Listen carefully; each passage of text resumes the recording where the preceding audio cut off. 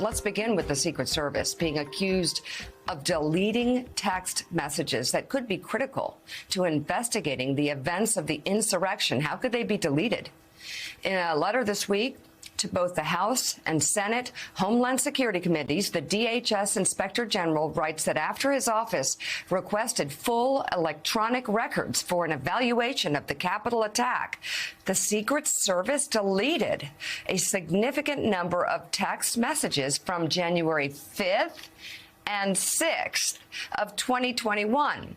Now, this letter was obtained by NBC News after its contents were first reported by The Intercept. Meanwhile, the Secret Service is denying that the messages were deleted with malicious intent. In a statement. Oh, really? Oh, really? Well, okay. Yeah, they also denied what everybody inside the White House is saying about Donald Trump lunging at Secret Service agents and choking them and grabbing a will. It's interesting. You have the facts. You have the reality, and then you have the Secret Service denying that reality. This is the second time now in a week that that's happened.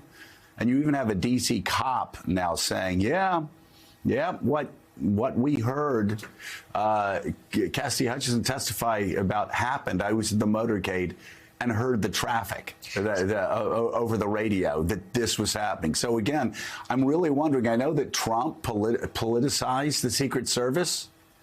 I'm just wondering who's willing to go to jail lying through their teeth for Donald Trump. Well, in a statement, Donald Trump may end up going to jail. Who in the Secret Service wants to go to jail?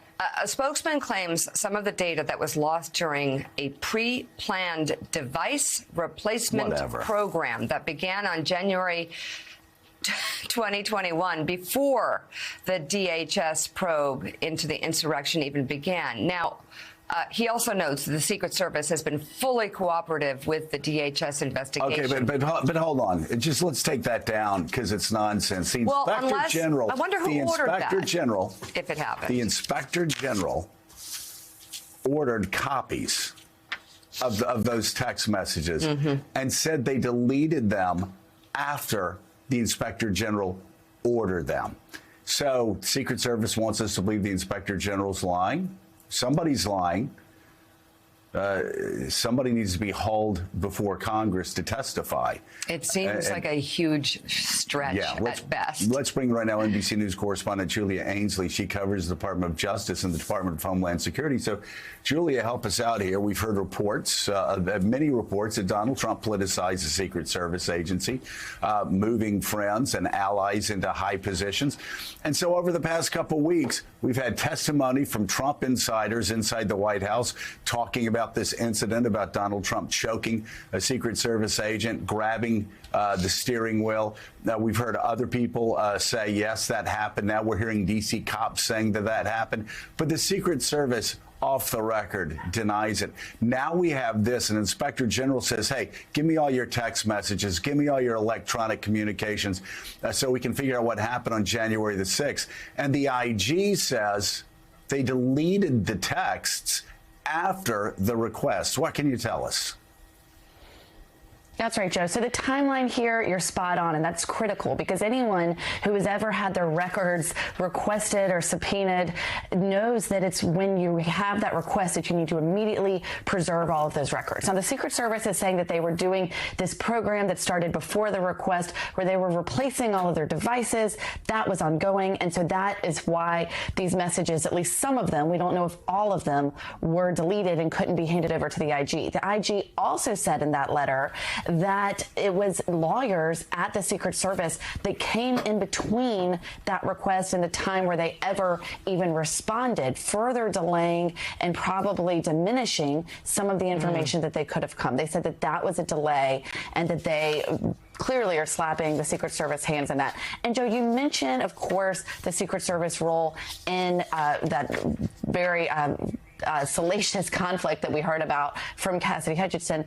But there's also another piece of the Secret Service was critical in on January 6th, and that was their responsibility to protect the vice president. And we know that it was Pence himself who defied Secret Service agents and said, I'm not getting in the car. Now, if he had actually complied with the Secret Service, he would have been taken away from the Capitol and wouldn't have been in the position to certify those election results. In other words, actually giving victory to the insurrectionist. So that is another reason why DHS IG would have wanted these text messages to figure out why Secret Service acted in that way, what kind of threats they perceived that day, and how that led to that decision where they thought they needed to get the vice president away from the Capitol. All of this is critical just in the very day-to-day rigor of the DHS IG being able to oversee this agency, an agency that's had a lot of problems, especially since it was absorbed by the Department of Homeland Security, but also it's critical in understanding the events of January 6th. And we have to point out they also wanted the records from the day before,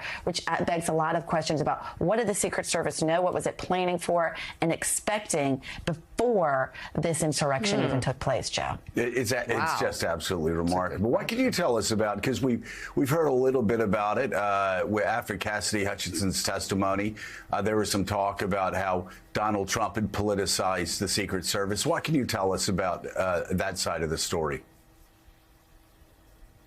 Well, it's definitely one that we know that has been drilled down on. It's something that as soon as investigators at this House Select Committee found out from Cassidy Hutchinson about that back and forth, that everyone's tried to get more of a direct account, because as you remember, Cassidy Hutchinson was really relaying what she had heard. But we know there were police scanners, there were people there. But of course, Donald Trump had a policy of trying to put his own people in the place of security. We know that the Secret Service director just announced his retirement after 25 years, someone who had served through many administrations would see himself as apolitical. But there were a number of people working for the Secret Service who were security details appointed by Donald Trump himself. That is key in determining exactly what happened that day and who might be complying or not complying when the Select Committee or now the Inspector General is trying to get answers in terms of Donald Trump's actions that day. And then also the law enforcement response, which is such a key